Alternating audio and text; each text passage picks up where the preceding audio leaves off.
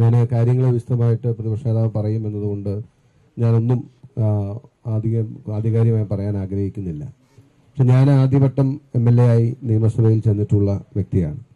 ഈ കഴിഞ്ഞ 3 വർഷത്തിനിടയിൽ ഞാൻ നിയമസഭയിൽ കണ്ടിട്ടുള്ളതിൽ വെച്ച് ഒരുപക്ഷെ ബഹുമാനായ പ്രതിപക്ഷ നേതാവ് ഞങ്ങളെയൊക്കെ ഏൽപ്പിച്ച പല വിഷയങ്ങളുണ്ടെങ്കിലും അദ്ദേഹം തന്നെ നേരിട്ട് ഏറ്റവും കൂടുതൽ പ്രാവശ്യം ഏറ്റവും വൈകാരികമായി ഉന്നയിച്ച വിഷയം ഞാൻ കണ്ടിട്ടുള്ളത് വിഴിഞ്ഞത്തെയും മുതലപ്പുഴയിലെയും വിഷയമായിരുന്നു.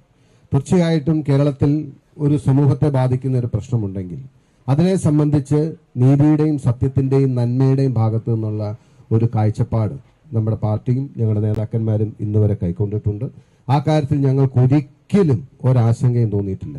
മുൻപത്തെ സംബന്ധിച്ച് ആകെ ഒരേ ഒരു മനപ്രയാസമുള്ളത്, ജീവിതത്തിന്റെ വിഷമത്തിലും പ്രയാസത്തിലും ഇരിക്കുന്ന ആളുകളെ വെച്ച് അതാര് തന്നെയാണെങ്കിലും ഏത് പാർട്ടിയാണെങ്കിലും ഏത് താല്പര്യങ്ങളാണെങ്കിലും ഒരിക്കലും അവരുടെ ഹൃദയവേദന വെച്ച് അതിൽ നമ്മൾ ആരും പന്താടരുത് എന്ന് മാത്രം ഒരു അഭ്യർത്ഥനയുള്ളൂ. തീർച്ചയായിട്ടും നിങ്ങൾ നടത്തുന്ന ഏറ്റവും ന്യായമായ പോരാട്ടത്തിന് ഞങ്ങൾ ആഗ്രഹിക്കുന്നത് നിയമത്തിന്റെയും സാങ്കേതികത്വത്തിന്റെയും നൂലാമാലകളിൽ കൊടുക്കാതെ പാവപ്പെട്ടവരായ സാധാരണക്കാരായ നിർധനരായ ഈ സമൂഹത്തെ ഇതിൽ നിന്നും രക്ഷിക്കാൻ, ഇതിൽ നിന്നും കരകയറ്റാൻ ഉള്ള പരിശ്രമങ്ങൾ ഇവിടെ എത്തുന്നതിന് മുമ്പേ പല രീതിയിലും പല സമയത്തും പല ദിക്കുകളിൽ നിന്നും പരിശ്രമം നടത്തിയിട്ടാണ് ബഹുമാനായ പ്രതിപക്ഷ നേതാവ് ഇവിടെ എത്തിയിട്ടുള്ളത്.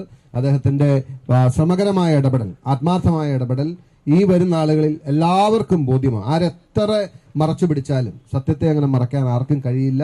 നന്മയും സത്യവും നിറഞ്ഞ വഴിയിലൂടെ നമുക്ക് മുന്നോട്ട് പോകാൻ കഴിയും. തീർച്ചയായിട്ടും ഈ പള്ളിമുറ്റത്ത് നിന്ന് ഞങ്ങൾ പറയാൻ ആഗ്രഹിക്കുന്നു, തീർച്ചയായിട്ടും ഈ വിഷയത്തിൽ 100% ഹൃദയം കൊണ്ട് നിങ്ങളോടൊപ്പം നിൽക്കുന്നവരാണ് ഞങ്ങൾ. അതിൽ ആരെന്തു പറഞ്ഞാലും ദൈവത്തിന്റെ മുമ്പിൽ പ്രാർത്ഥിക്കുന്ന ഓരോരുത്തരാണ് നമ്മൾ. ഞങ്ങൾ പറയുന്നു 100% നിങ്ങളുടെ ഹൃദയവേദന ഹൃദയത്തിലേറ്റി നിങ്ങളോടൊപ്പം നിന്ന് നിങ്ങളുടെ വിഷയത്തിൽ പരിഹാരത്തിന് വേണ്ടി പരിശ്രമിക്കാൻ, ഞങ്ങളുടെ നേട്ടത്തിന് വേണ്ടിയിട്ടോ പാർട്ടിയുടെ നേട്ടത്തിന് വേണ്ടിയിട്ടല്ല, നിങ്ങളുടെ പ്രശ്നത്തിന്റെ പരിഹാരത്തിന് വേണ്ടി പരിശ്രമിക്കാൻ പലപ്പോഴും ശബ്ദം താഴ്ത്തിയും സംസാരിക്കാതെയും പലപ്പോഴും ആരും കേൾക്കാതെ സംസാരിച്ചും ഈ പ്രശ്നത്തിന് പരിഹാരത്തിന് വേണ്ടി പരിശ്രമിക്കുകയാണ്.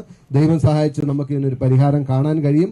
ആ പരിഹാരം കാണുന്നവരെ ഹൃദയം കൊണ്ട്, മനസ്സുകൊണ്ട്, ശരീരം കൊണ്ടെല്ലാം ഞങ്ങൾ നിങ്ങളോടൊപ്പം ഉണ്ടാകുമെന്ന് മാത്രം പറഞ്ഞുകൊണ്ട് അഭിവാദ്യങ്ങൾ നിർത്തുന്നു. നന്ദി.